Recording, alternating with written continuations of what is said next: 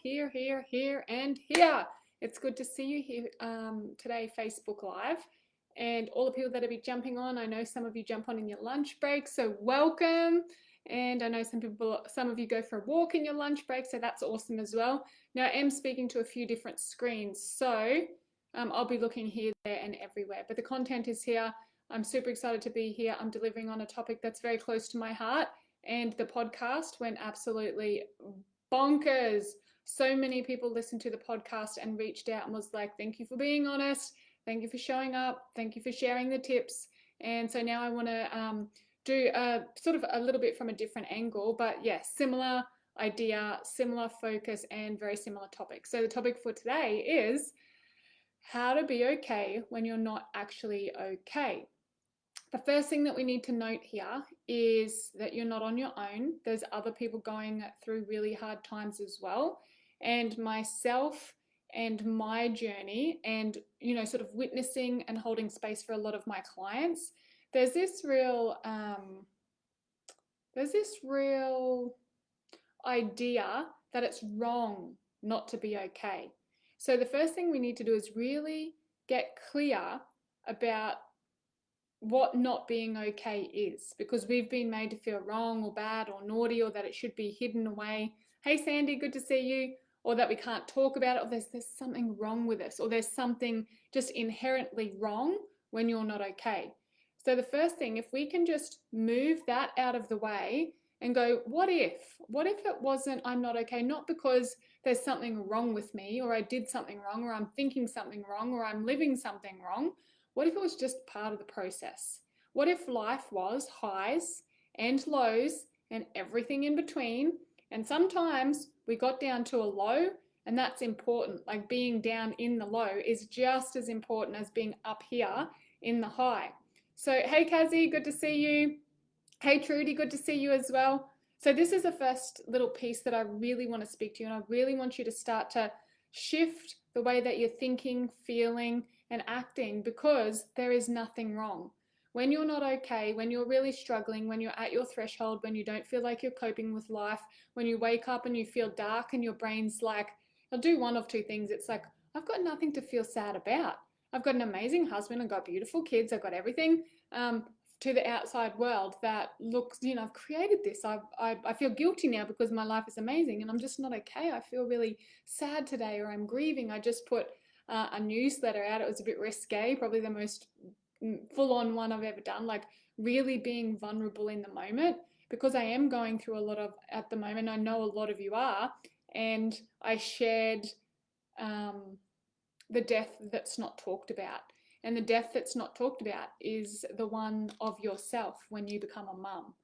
And so there's just so many triggers that could happen for people here, but I realize, because my cup's so full at the moment and I'm having lots of conversations and doing the really deep healing work, that there's this really deep-seated grief for me, and it comes from never really grieving the loss of who I was before I became a mum. Like, I became a mum and I birthed children, I birthed a mum, I birthed a wife, but I look back, and even my husband said to me one day, he's like, you don't laugh like you used to.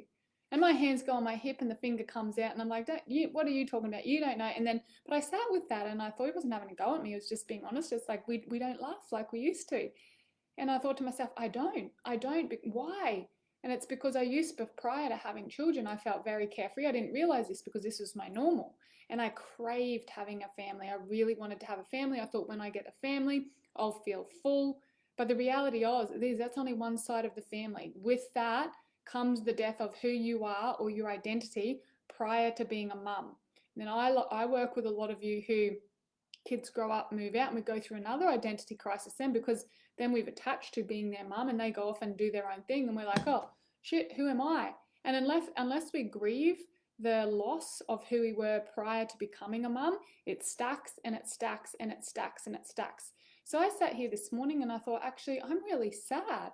Like, I look back to before I had kids and I had so much time and I could do so many things. Anyway, it's all over there in the newsletter, and I would love for each of you to read it. So check your junk mail and then click don't send to junk mail. That's one of our biggest challenges. There's so much beautiful content coming out to you guys, but it goes to your junk mail a lot. And it just goes through my processes. And part of the reason I didn't want to say anything, because I really feel like a deep-seated grief also, and I guess embarrassment and maybe even a bit of shame, that this is my challenge, this is my wounding, this is what I'm struggling with. And there's some people out there that can't have kids, like genuinely just can't, whether it's their partner or their body or whatever it is. So then I would feel guilty that I'm feeling this way, but I just had to remove all that surface stuff, stop thinking about everybody else. And as I always say to you guys, this is a conscious community where we heal ourselves, where we heal others by healing ourselves first. So I had to go in deep and do that work, and I really would love you to all read the newsletter, so go over there and read it. But this piece, back to this piece, I digressed a little bit there, about hitting rock bottom, not making it wrong. Let's think of it as a normal part of life, and the problem occurs, or the problem happens for you when you get down there and you unpack. Because, you know, maybe there's grief, maybe there's trauma, pretty much. This is a side note too, I'm going to mention it a little bit later, but if you look around, if you're at work, look at the person beside you. If you're driving your car, look, there'll be someone there. If you're doing your walk, look, you'll see somebody. I can guarantee whoever you see, or you see in the next half an hour or the rest of the day, I can guarantee that they have been, whether they tell you, speak to you, you know them or you don't know them, every single human has been through some sort of, you know, really deep grief, often really deep and tragic trauma, heartbreak, frustration, anger, like every single one of us. So that lights my brain up and goes, well, if we're all going through it, we're not all talking about it, but if we're all going through it at some stage in our life, doesn't that kind of make it normal? Doesn't it make it part of the normal process? Why aren't we allowed to talk about it? Why can't we bring this to the table and say, hey, friends, guys, husband, wife, friends, clients, like, I'm struggling, I'm having a really rough time. And just talk about it. And everybody's having it. So we want to shift it and change it for something that's taboo and you can't talk about, and that there's something wrong with you. There's something wrong with you. Two, it's a really healthy and important part of life. The problem starts when you get down there and you don't have the tools, the techniques, or the community to bring you back up. Likewise, if you're up here in an elevated state, what can happen with that is it's just as dangerous as being down here in the deep, dark, in the dumps. So what happens up in the elevated states quite often is that you're not grounded and centered and poised in your behavior and in your days. So you don't get much done. You spin your wheels when you're up here and you stay in this elevated ego state. When you're down here in the deep, dark depths of despair, like a lot of us have, if you unpack either places, it's hard to come back from. So there's nothing wrong with it. It's an important part of life. And when you work with me, whether it's in, you know, even on these webinars, whether it's the podcast, the newsletter, the 6 Steps to Soul Success workshop, which you can all come to. We've got the Fear to Freedom webinar also coming up on the 22nd of June. Like, there's so many options. I think it's $30. We put a discount on it so you can come to that for $30. Some of you are working with me for the year, some of you 2 years. Basically, this is what we do. We get to pull it all out and we pinpoint what's happening for you, and then we work through it. And then we can really support each other through these things. So I want you to think about what you're going through. What's the hard thing? How can we help you through it? How can we make it normal? And then move on to the next thing. Now, if you do get down there in the dumps, first of all, we know it's not wrong. It's an important part of life and we utilize it. And I said this to the girls on my call last night on the VIP calls. Basically, if you work with me, you're going to probably feel down here more often than, not more often than you're going to feel up here, but more often than the average bear out there just doing the 9 to 5, because we're committed to a growth mindset. And in order to get a growth mindset, sometimes you hit rock bottom and then you bounce back up. And what we do is add the level and raise the standard and raise the standard and raise the standard until you're living the life of your dreams. You still have bad days. Don't ever get into your head that when you hit the millionaire business, or when you get the partner, or when you get the family, or when you get the thing that you think you want, that you're never going to have bad days anymore. You still will. You'll just have different tools, techniques, and a community to help bring you up and out. Let me know if you're on here. I can see there's loads of people on here, but I can't see who you are anymore. I can see a couple of you who have commented. Sandy, Trudy, Kazzy Bear, Jamie. I'll see you Friday, Kaz. I'm so excited. Pip, Mandy, good to see you on here. Sandy, I'm at the kids moving out and I've never grieved becoming a mum. Yeah, I hope you get the newsletter, Sandy, because it's so relevant. And then we'll go on to the other stage of our life where the kids move out of home. And like I said, have that identity thing then. But it hit me like a ton of bricks when I realized that was this deep masked grief of losing the carefree part of myself, that once you have kids, that guilt, that responsibility, the things that just need to get done, always something else in your head than just whatever you would choose when you were a kid, right? Pretty much I believe I was a kid right up until I became a mum, and then when I became a mum, things changed for me. So yeah, some deep healing work to do with that. All right, so you're going to have the emotions, you're going to have the ups and the downs. The first tip here is to feel the emotions. And that sounds so simple, but most of us won't do it because we were designed and patterned to be in a routine. We get into a routine and we do our daily routine. And we don't have people around us that can hold space for us. So you need to feel the emotions. You need to know that I'm angry, or I'm frustrated, or I'm upset, or I'm grieving, or I'm struggling at the moment, and just sit quietly with no music, no bloody podcast, no one on the phone, just you and yourself. And then you sit down and you feel the emotions. So for some of you, that's going to be crying. Some of you, that's going to be yelling. Some of you, that's going to be hitting a box. Some of you, it's going to be like, I don't know, pulling a branch off a tree. But whatever it is for you, we've really got to reconnect with the way that we feel these yucky, or what is termed yucky, deep feelings. And when we can let them through us, the only way out is through. What most of us have is something, it starts being frustrated, angry, sad, we're offended, whatever, and we store it and we suppress it. And we're not around a community that we can just talk about it and move through. And we don't have the awareness that we can move this feeling through our body. And honestly, when you move it through your body, you will heal and move on it from it so quickly. So tip number 1 today on what to do when you're not actually okay. Make sure you know that it's okay that you're not okay, natural, normal part of life. The first thing that I want you to do is feel it. So feel an emotion now that you've been avoiding. If you're watching this now, tell me now in the chat an emotion now you've been avoiding. Conflict, frustration, sadness, grieving, trauma, whatever it is, drop it in the chat. And if you're watching this later, please let me know later what's coming up for you. So let me know that feeling. And then the thing is, it doesn't have to be painful and weeks of like ugly crying and snot and tears. That's usually what's going to happen when you suppress. It will explode. It'll explode, and then you'll feel ashamed and bad and wrong and naughty about the way that it's come out. Usually attacking somebody either verbally, sometimes for people it's physically, because they're suppressing, and it's like this pressure valve building up. So what we want for you guys is to just release the valve a little bit. Just release it, and then a little bit, and then as you practice a little bit and you know you're safe in there and you're surrounded and supported by the community, you can just go a little bit more and a little bit more and a little bit more until you deflate it back down, and you can be poised, present, and grounded in your life, in your business, in your relationships, and all the things. So Sandy said she's going to check her email as soon as she gets off here.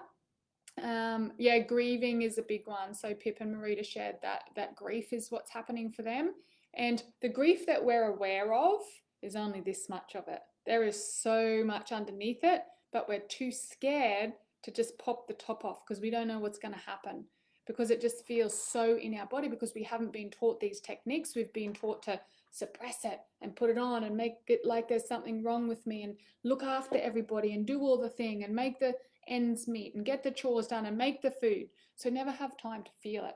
So one of the things I do for feeling is crying. I'll usually try and avoid it. First of all, that's my pattern. What's yours? What's a thing that you do to avoid feeling that feeling? Grief, trauma, frustration, sadness, anger, not being okay. What do you do to avoid it? This is really important in your journey forward, because when it's happening, you're around a conscious community or just with yourself, I'll say to myself, oh, okay, when I start doing this, so usually for me it's work, when I start getting really super ridiculously busy, I know I'm avoiding something. Or going out, used to be drinking for me. I would go out and start drinking, but you've all got something, and I want you to pinpoint what that is. So when it happens, we can catch it and we can just release the valve a little bit before you start ripping trees out of the ground and swearing at people and yelling at people and then have to deal with all the shame and the guilt of that. So just little bit by little bit, what's the thing that you do? If you're on here now, please answer. I know that it's a touchy topic. I know that it's vulnerable. I know that you might feel like the lid's just being flicked off, but we're here to support and hold you through that. And this is exactly why we run the retreats. Because when we have you for 2 and 3 days, we can help hold you through your processes. When I've got you here for half an hour on the live, I can give you this little bit much, not too much to have you go into full process mode, but the universe, spirit, God, creator will only give you what you're ready to handle. So if you feel like you need extra support, please reach out. And I want you to know the topic is this because I haven't been okay lately. It's not that I'm sitting up here all high and mighty telling you all the things to do. This came about because I've had a really challenging last couple of weeks. And you don't always hear about it because I don't put it always on social media. You'll hear about the new book, you hear about the podcast, you hear about all the things I'm doing for work, but you don't necessarily hear about what's happening deep in my heart and my personal life. So that's where this was birthed, this podcast, this topic, the newsletter as well. I'm like, I need to embody this work and I need to share this work, like I said earlier in the call, because we heal ourselves first, and then through me embodying the work and sharing it, you're going to heal even before you do anything. Just because I have the courage to do it, you're going to feel better. And if you're in my vortex and vicinity, you're going to get whooshed up like this into the next realm and be like, oh, okay, life is shit and it's hard and it's crumbling around before my ankles. And I still got a lot of stuff to deal with. You all guys know Gus lost his job last year, a year and a half ago. So that was hard too. And then as it all starts coming up, I'm like, oh, the mother thing, I never knew that about myself. Shit.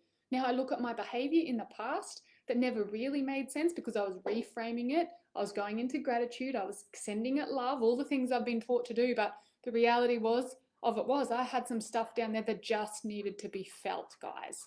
And I know I felt it this morning and a little bit this afternoon. And then I felt it again when I wrote that email out to everybody. And I know by tomorrow it will be through. Oh, I just got goosebumps. It'll be through. But it's been sitting there for 9 years. Ross is 9. I became a mum 9 years ago, and it sat in the pit of my gut, just festering away, percolating away, bubbling away. And I'd put positivity on top of it, and I'd put chanting on top of it, and I'd put affirmations on top of it. And, ultimately, I'm a happy person. I'm active, I'm vibrant. I love life because I do so much work on myself. But I was like, hold on, we've got to dig deep down there. There's something else down there. Let's pull it out and go, oh, that's what it is. Let's let that move through me.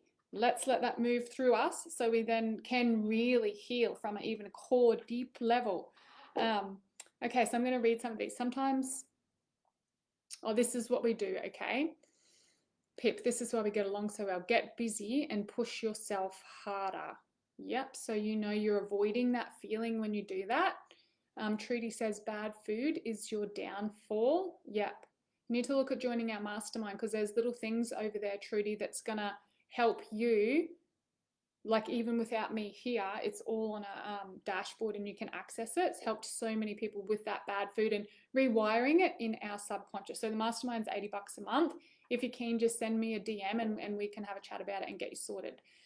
Suppression and avoidance. So this is Marita, suppression and avoidance, but understand that crying is important. So I do that a lot more. Yes, so true. Mandy, same as me, busyness, just get really busy. Alison says sometimes you can't find a person to talk to or who to turn to. And in these times, it's really important, Alison, that you can rely on yourself. And that's why I'm teaching you this, because we want to do with it internally before we go external with it.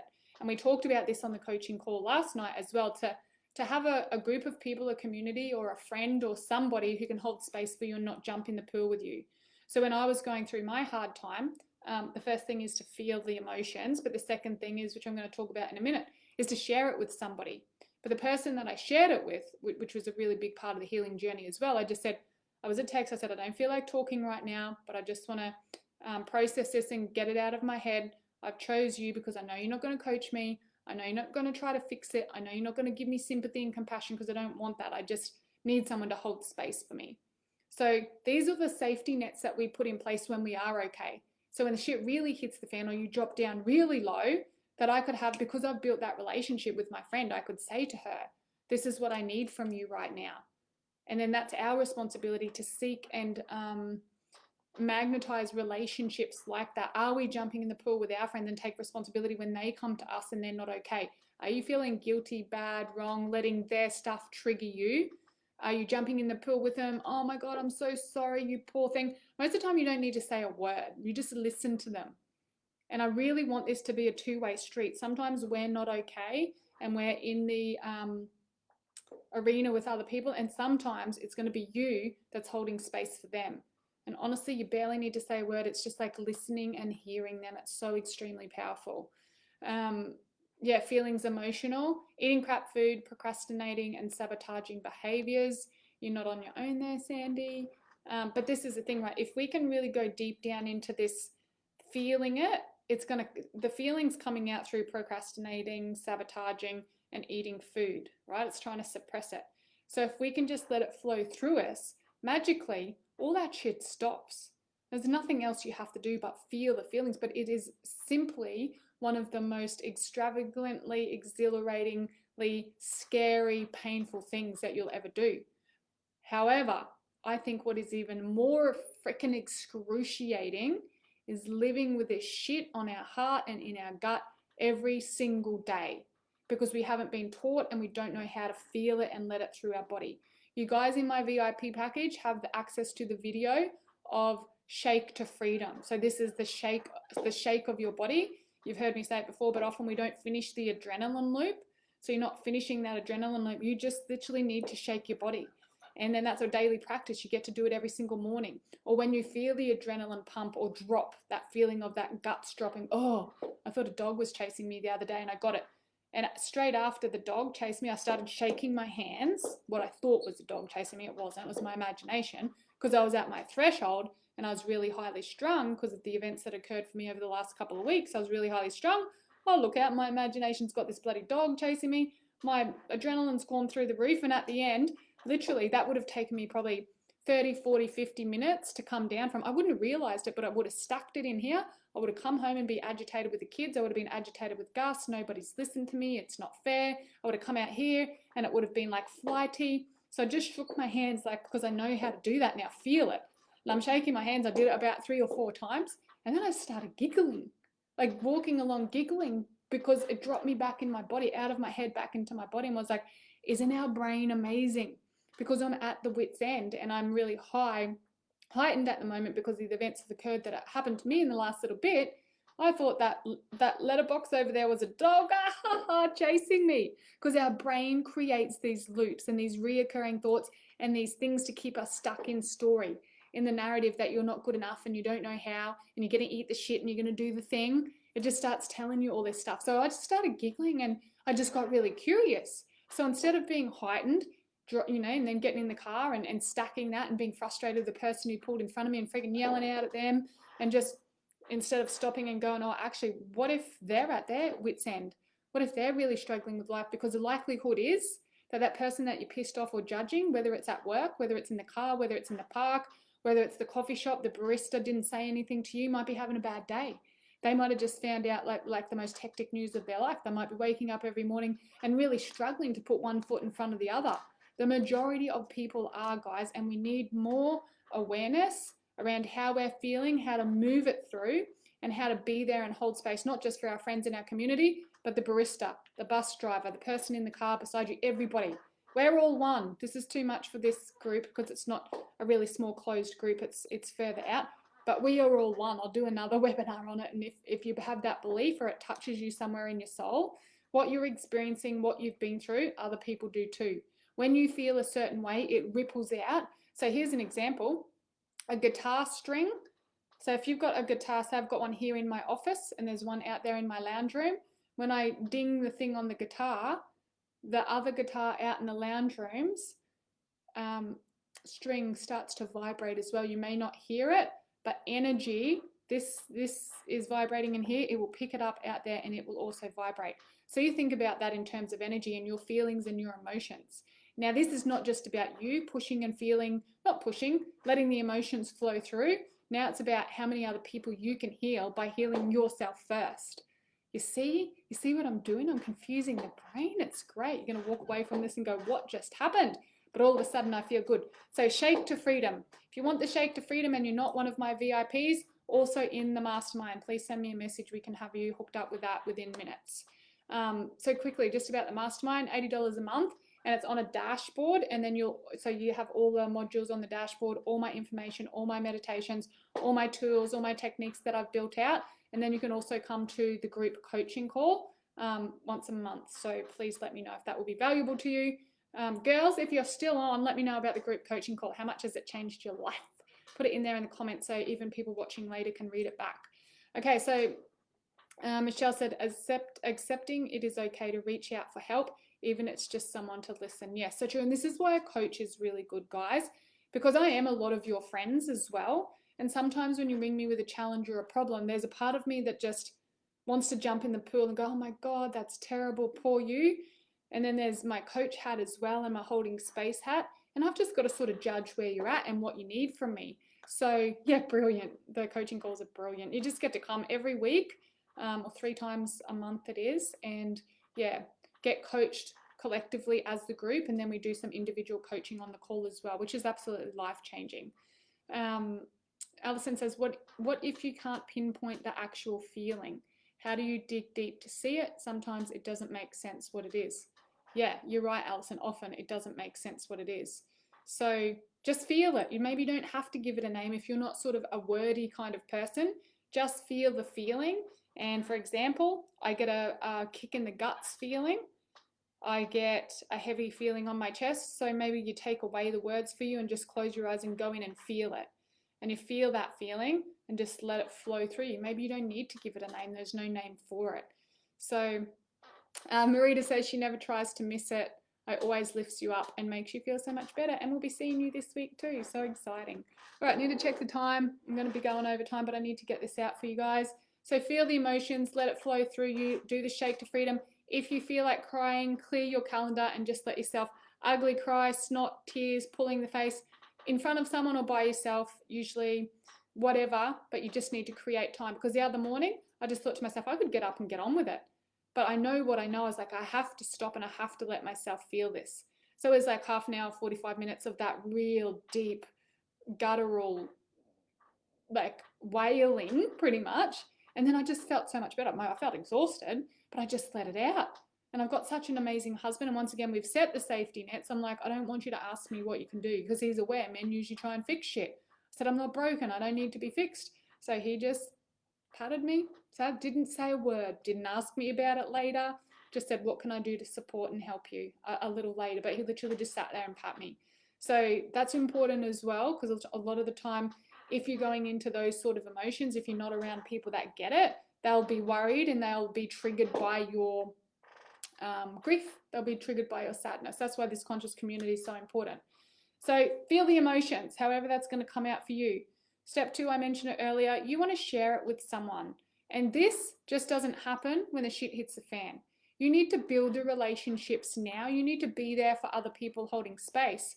So when you have your moment, you know exactly who to call. And you know exactly, usually you'll know what you need, but maybe when you're in the state of it, you're going to want someone to jump in the pool with you and judge and criticize and ear bash the person that's done that thing to you. You don't want anybody else's opinion. Let me guarantee you got enough going on in your head. You don't want anybody else's opinion. You just want them to be there to hold space. So please, step 1, start holding space for other people, not giving your opinion, not trying to fix things, just literally listening to them.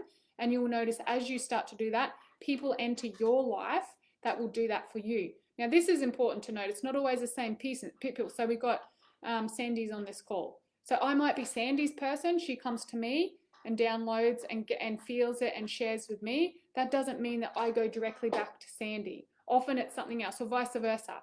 Like I might be the one that goes to Sandy and she's holding space for me. But then that doesn't mean that's got to be me to hold space for her. So it's often someone else. And then people start to feel guilty. Oh, this person doesn't have anyone. You all have someone. And if you don't have someone, just look harder. There's someone there for you.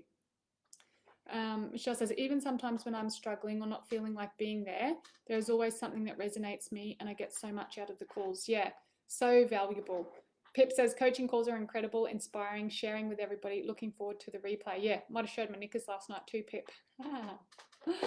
Oh, we get up to some stuff on these things, don't we? All right, cool. So you need to share it with someone. We've discussed that. Step number 3, it seems so basic, particularly when you're going through like the worst possible scenarios of life, but you've got to breathe. When your body goes into flight or fright and the adrenaline, you just start breathing from up here. And then once again, it's tense and it's tight and everything's like weltering up. If you can just stop, take a nice big deep breath. Oh, you can see my body relax. Now, once again, you don't wait till the shit hits the fan. You don't wait till the moment. You train yourself now. In the early morning rush when you're getting kids out the door, or maybe your kids are grown up, or maybe you don't have kids, you've got other heightened energy areas of your life. Driving somewhere, the team meeting, whatever it is for you, there's heightened things. So what I want you to do is start practicing, noticing when you're starting to feel uptight, when you don't feel listened to at work, when your partner's pissing you off, when you are doing the dinner time rush with the kids and the cat's around your feet and you're trying to get dinner ready and whatever it is for you, you've got a heightened energetics time. So you're just going to start breathing. So then when you really do go through that flight and fright and really traumatic, hard thing, you have trained yourself to at least breathe, because you've got to keep functioning. You've got to keep going. And the thing in this lifetime, it's challenging because your body is designed to go into flight or fright to protect itself and have that adrenaline dump, and you'll either freeze. Animals do it. It's survival. You'll either freeze or you'll run and you'll get away. So everything is just designed to either make you freeze and stop breathing so the predator doesn't see you.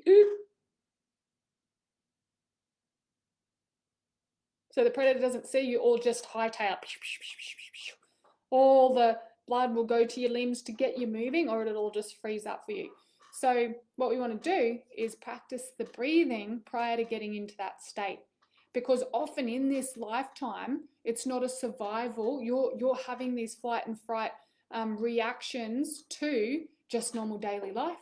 Walking to work, your phone ringing, your boss calling you, you're having an anxiety attack, the letterbox, which I thought was a dog chasing me.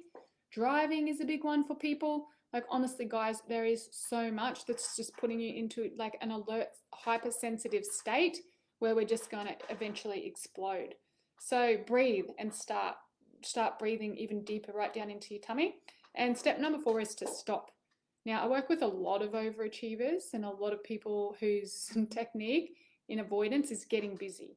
We just get busy so we don't have to feel the emotions. You have to stop. You have to stop. Monday, it could have been so easy for me just to avoid my feelings and get into work. My Monday is usually fully booked. Go for a walk, I do a workout, and I got the podcast, and then I record stuff for the mastermind. We've got a retreat at Cairns coming up, so just putting the final link. There was so much I could have done, and it would have numbed it, just like the alcohol used to. And I was like, no, I just need to check in day by day. And sometimes you're going to get to the point where you're like, how am I going to get through this? This is too big for me. And it's too painful and it's too heavy, particularly if you're going to be brave and after this call start to popping the top off and doing a little bit of the work. And my husband sent a message to me. I'd said to him the other day, like, I just don't know, how am I going to get through it? It's too big, it feels too much. And he's just like, day by day, hour by hour. And then he goes, actually, no, moment by moment.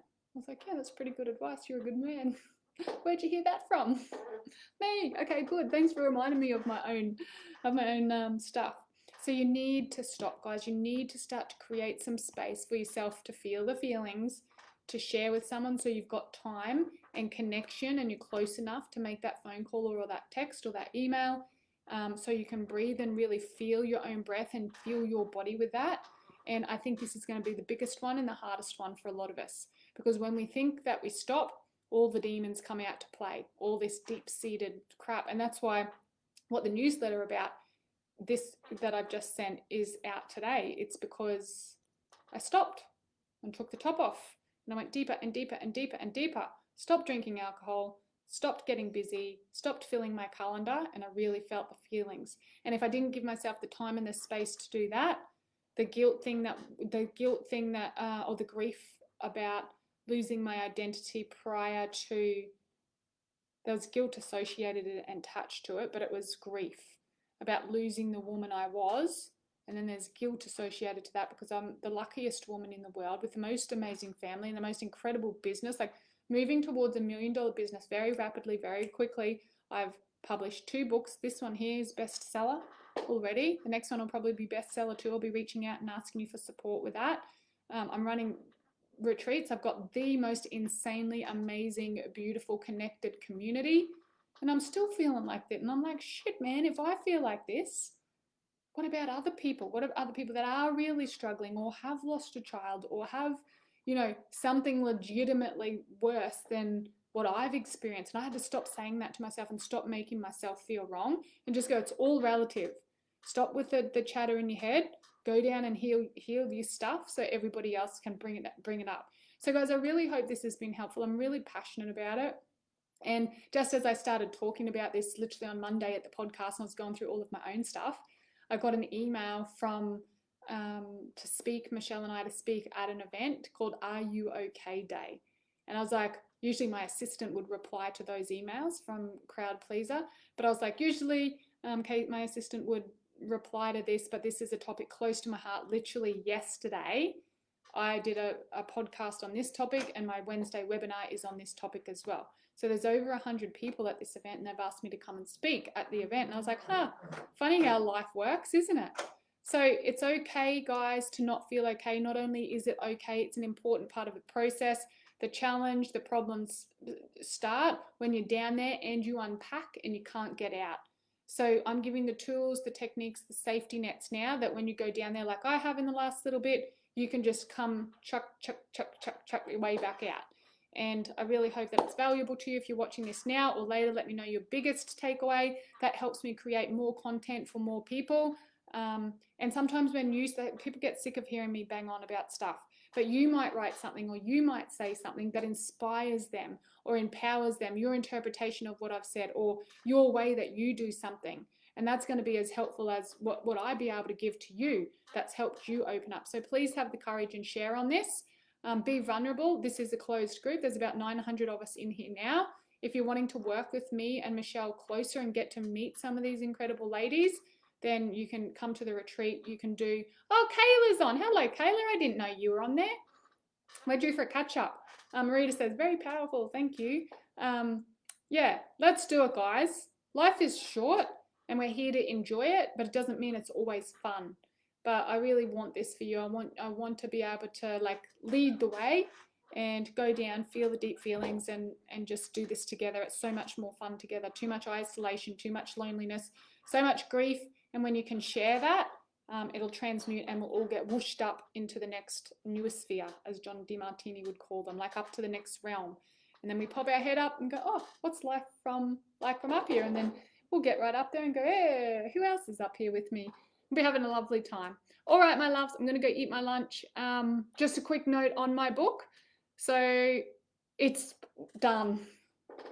I literally sent it back today. I hit a few false peaks, when you climb a mountain and you get to the top and you're like, yes, I'm done, woohoo. And then it's like, oh no, then this part, and then this part, and then this part, and then this part. And so anyway, I sent it off with the final edits today. So it's getting close. If you want your copy, $22 is pre-sale. If you haven't got it for $22 yet, it's going to go up to $35 in probably next week or two. So jump on there. I can pop a link in the comments or just send me a PM and I'll do it. All right, my loves, good to see you. I'm going to see you all later. Bye-bye. Finish. Woohoo!